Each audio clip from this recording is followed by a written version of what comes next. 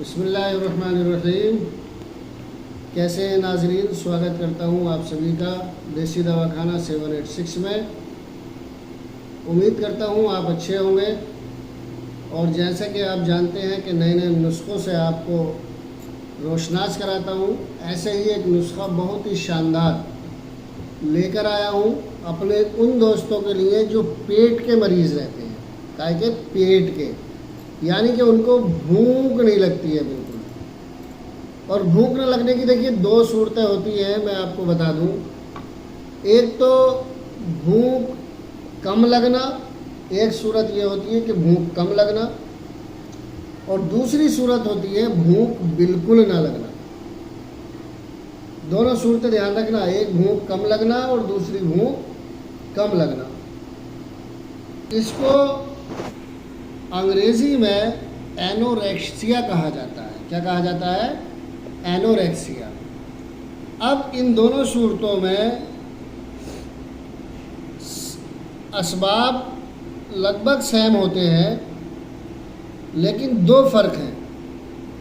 ایک فرق یہ ہے کہ اگر سبب وجہ قوی ہو تو بھوک بالکل زائل ہو جاتی ہے، یعنی کہ سبب بھوک نہ لگنے کا یا بھوک غائب ہونے کا قوی ہو، تگڑا ہو، تو بھوک بالکل ختم ہو جاتی ہے۔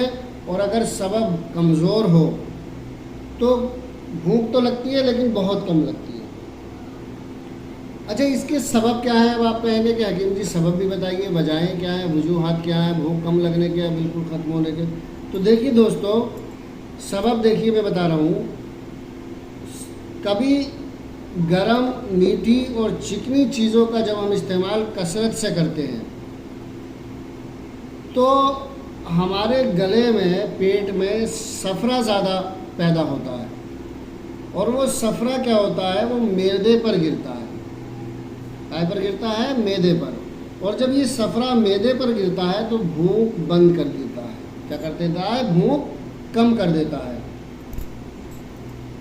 اور بعض دفعہ جو ہوتا ہے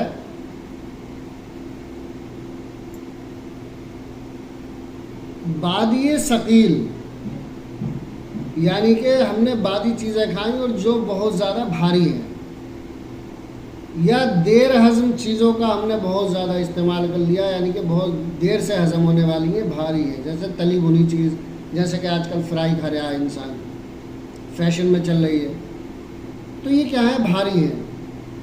ان کے کھانے سے بلغم زیادہ پیدا ہوتا ہے، یہ دھیان رکھنا۔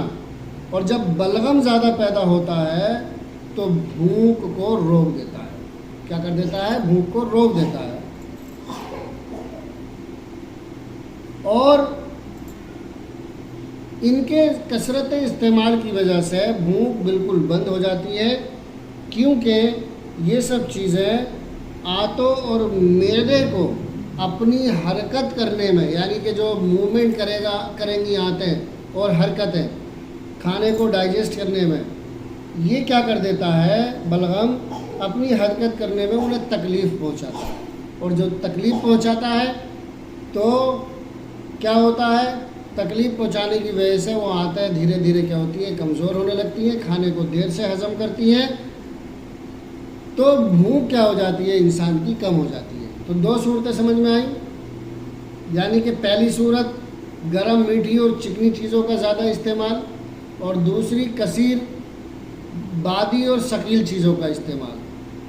یہ دونوں ہی صورتوں کی میں نے آپ کو بتائی کہ کیا کرتی ہے۔ پہلی چیز صفرا زیادہ پیدا کرتی ہے، اور دوسری چیز جو ہے معدے اور آنتوں کو حرکت کرنے میں تکلیف پہنچاتی ہے، جس سے ہماری بھوک یا تو بالکل ختم ہو جاتی ہے یا نہ کے برابر ہو جاتی ہے۔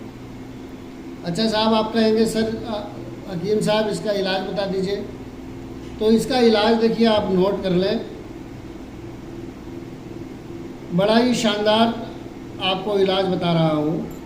اگر بلغم کی زیادتی ہو تو گرم پانی میں نمک ملا کر مریض کو الٹی کرائیں، اور الٹی ہو جانے کے بعد یہ والا نسخہ دیں۔ کیا دینا ہے آپ کو؟ اصل سوس 3 ماشا، مستلگی 3 ماشا، گلے گاؤ زمہ 3 ماشا، دانہ الائچی خورد 3 ماشا، سب چیزوں کو پانی میں جوش دے کر گلقند 4 تولہ ملا کر پلائیں، اور عرق پودینہ 6 تولہ، عرق بادیان 6 تولہ، گلقند 4 تولہ ملا کر پلائیں، اور جوارش جالینوس 7 ماشا یا جوارش کمونی 7 ماشا صبح شام کھلائیں، یا 3 عدد یا محمودی 2 قرص یا کبدی 2 قرص صبح شام دیں۔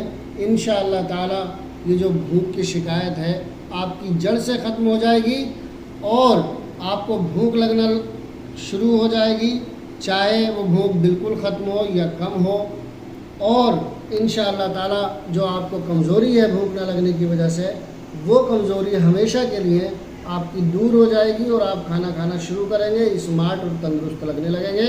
اور اگر آپ اس دوا کو منگانا چاہتے ہیں، خود نہیں کر سکتے، تو ہمیں فون کریں 9457921369 پر۔ انشاءاللہ آپ کے بتائے ہوئے ایڈریس پر دوا کو بھیج دیا جائے گا۔